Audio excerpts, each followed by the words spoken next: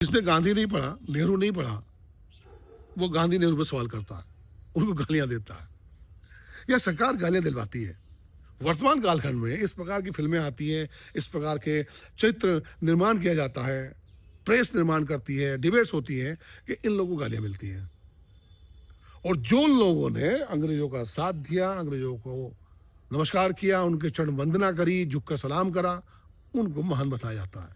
उनको बताया जाता है कि जब वो जेल में बंद थे तो एक बुलबुल आती थी, बुलबुल पर बैठकर, है ना, कौन, वीर सावरकर बाहर चले जाया करते थे जेल से और फिर वापस आते थे। ऐसी ऐसी कहानियां बताई जाती हैं। वो लोग टीका टिप्पणी करते हैं जिनको इतिहास के बारे में कुछ नहीं पता।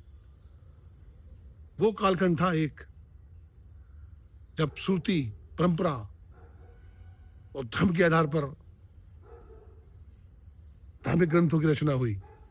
महाभारत, रामायण, पुराण, स्मृतियां, ब्राह्मण ग्रंथ लिखे गए। वो आज तक विश्वास है, मानता तो विश्वास है। एक वो कालखंड आया जब विदेशियों ने हमको बताया कि भाई आपके यहाँ ये राजा थे, ये परंपरा थी, ये सिस्टम था, ये राजनीतिक व्यवस्थाएं थी, हेनयान, फयान, मैग्नेसीज, ये लोग आए, इन्होंने बताया कि ये आपकी परंपरा थी, लेकिन हम उसको पढ़ेंगे नहीं, सुनेंगे नहीं, मानेंगे नहीं, और जो व्हाट्सएप दृष्टि कहेगी वो हम आगे बढ़ जाएंगे। एक कालखंड वो भी आता है जब मुगल आते हैं, वहां इतिहास लिखा जाता है, वो बताते हैं। उसको छोड़ दीजिए, आप गालियां देंगे मुगलों ने राज करा, मुगल तो अपने हिसाब से करते हैं, उससे आगे बढ़ी हम। लेकिन थे कौन? फॉरनर्स। हम तो नहीं बता रहे ना, हमने तो रामायण महाभारत तक खत्म कर दिया, पुराण स्मृतियों तक लाकर। उसके आगे का नहीं पता ना आपको। किसने बताया? विदेशियों ने आके बताया। फिर आए अंग्रेज। 18वीं शताब्दी के बाद हमको पता चला कि सम्राट अशोक आखिर थे कौन। उनके जो स्तंभ थे, जिसको अशोक स्तंभ कहा जाता है, उस पर लिखा हुआ क्या था? खरगोशी में, प्राकृत में, भाषा में, ब्रह्मी लिपि में। ये ब्रह्मी लिपि किसने पढ़ी? एक अंग्रेज था, प्रिंसेप, उसने पढ़ के बताया, उसने खोज करी, उसने डिकोड किया, उसने बताया कि ये इतिहास के अनुसार कि क्या हमारा इतिहास था, क्या कुछ, कौन सम्राट था, हमारा साम्राज्य कहाँ तक फैला हुआ था, उसने बताया। हमको तो ये भी नहीं पता था बहनों भाइयों। और हड़प्पा की खोज तो 1921 में करी गई, और आज तक ऐसे शिलालेख हैं, ऐसी लिपियां हैं जो आज तक हमने पढ़ नहीं पाए। हम कहाँ तक सीमित रह गए या रखा गया? महाभारत और रामायण काल तक, जब पुराण में लिखा है वो। और ये जो आके बताया, क्या ये सब गलत है? ये अंग्रेजों ने, विदेशियों ने आके बताया। और हम लोग जो है वास्तविक दृष्टियों का ज्ञान लेकर आज महापुरुषों को गाली बकते हैं, जिन्होंने शांतिपूर्ण आंदोलन करके लड़ाई लड़ी, जेल रहे, कई साल जेल रहे, लटक गए फांसी पर। उनको हम गालियां देते हैं और उनका सम्मान करने की बात करते हैं, जिनका रत्ती भर भी कोई योगदान देश की आजादी में नहीं रहा है ना। क्यों? धार्मिक कारणों से।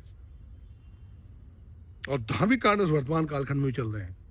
वर्तमान कालखंड में सत्ता है, वो अपने अनुरूप सारे सिस्टम को चलाना चाहती है। उसको मालूम है कि धार्मिक, हमारा देश धार्मिक आस्थावान है, जो श्रुतियों, परंपराओं, मान्यताओं, विश्वास पे चलता है, इतिहास और वैज्ञानिकता पे नहीं चलना चाहता। और जिन्होंने इतिहास और वैज्ञानिकता को अपनाया, वो आज हमसे बहुत समय बाद आजाद हुए और आज तरक्की कर चुके हैं। अमेरिका है, चीन है, जापान है,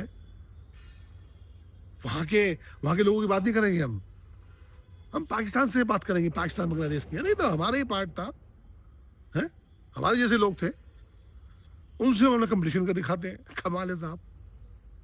चीन से बात नहीं करेंगे, अमेरिका से बात नहीं करेंगे, जापान से बात नहीं, जर्मनी से बात नहीं करेंगे। बात करेंगे कि ये कुछ लोग हैं, कुछ अल्पसंख्यक हैं जो आपके अधिकारों को छीन रहे हैं, जो आपके संसाधनों में कब्जा कर रहे हैं। आपको डर है, खौफ दिखाया जाता है, खौफ बताया जाता है। यही तो हिटलर करता था, वही किया। मरवा दिए उसने लाखों यहूदियों को, ये खौफ दिखाकर। एक सेना उसकी थी, एक नई सेना उसने उन भक्तों की खड़ी करी जो उसके समर्थक थे। वो कुछ भी करें, किसी को मारे पीटे, उनके खिलाफ कोई एक्शन नहीं होता था। उन्होंने क्या करा, परिणाम क्या हुआ? कत्लेआम, कत्लेआम हुआ। यही यहाँ पे होगा या होने जा रहा है या कर रहे हैं। हमारे भाइयों पे, हिंदू भाइयों पे कहीं अत्याचार होता है, उनके साथ जलील हरकत होती है, उनकी हत्या होती है, बेरहमी से मारा जाता है, गुस्सा आता है कि नहीं आता? ये आईएसआई वाले जब मारते थे लोगों को, गुस्सा आता है नहीं आता? हमको क्रोध आता है, यार नहीं होना चाहिए, कातिल है लोग, सर्वनाश हो जाना चाहिए। क्या कर रहे हैं? घेर के पीटते थे और वो चाहते थे कि सब अल्लाह अकबर का नारा दें और सबको दीन में शामिल कर लें। तो गलत है। वो विदेशी में अल्पसंख्यक हैं और यहां जो अल्पसंख्यक हैं ईसाई 2-3% होंगे। 25 दिसंबर सेंटा आते, सेंटा तोड़ा जाता है, तुलसी पूजा करो। कमाल है साहब। ये जब वीडियो बाहर जाती होगी उनके ऊपर आक्रमण करने की, बहुत मजा आता होगा ना उन लोगों को, हिंदुस्तान की छवि देखकर। राष्ट्रीय छवि बन रही है, बड़ा मजा आता होगा। किसी गाड़ी पड़ गए बहुत साले जय श्री राम घेर के मारा जाता होगा, या मुख्यमंत्री इस मुस्लिम महिला का बुर्का हटाता होगा।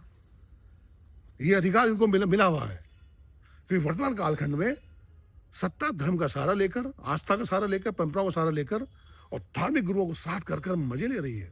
और आप लोग या हम लोग उनके इस भंवर जाल में, माया जाल में, मकर जाल में, तस्लमी तांत्रिक क्रियाओं में फंस गए हैं, फंसते जा रहे हैं, क्योंकि हमको इतिहास का पता नहीं है, जानना नहीं चाहते। फिर कहीं गुलाम रहे साहब 800 साल, अंग्रेजों ने भी गुलाम बनाया 200 साल। क्यों? सवाल ये है कि हम गुलाम क्यों रहे?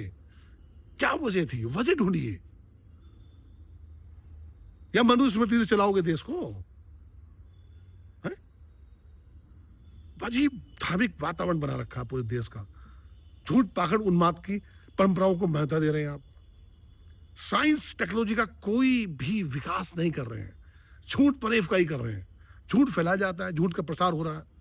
फिल्में भी जो बनाई जा रही हैं, वो भी सारी फिल्में सरकार को जो कॉम्प्लीमेंट करती है, सरकार को जो शक्ति देती है, वो बनाई जा रही है, एक प्रसार कर रहे हैं। यही तो हिटलर करता था बहनों भाइयों। सम्राट अशोक कौन थे हमको नहीं पता था, अंग्रेजों ने बताया। जो ब्रह्मी खरगोशी प्राकृत भाषा थी, ये अंग्रेजों ने हमको बताई। ये हमारी भाषाएं थी, ये लिखी भी थी। हमारा साम्राज्य कहां से कहां फैला था, ये विदेशों ने बताया। 5वीं सदी में फेनियान, हेनियान, सांग्यांग, हेरोस्टेटस आए, इन लोगों ने बताया हमारा इतिहास। और हम लोग जो है पुराण पुराण की बातें करके और तिलक लगा के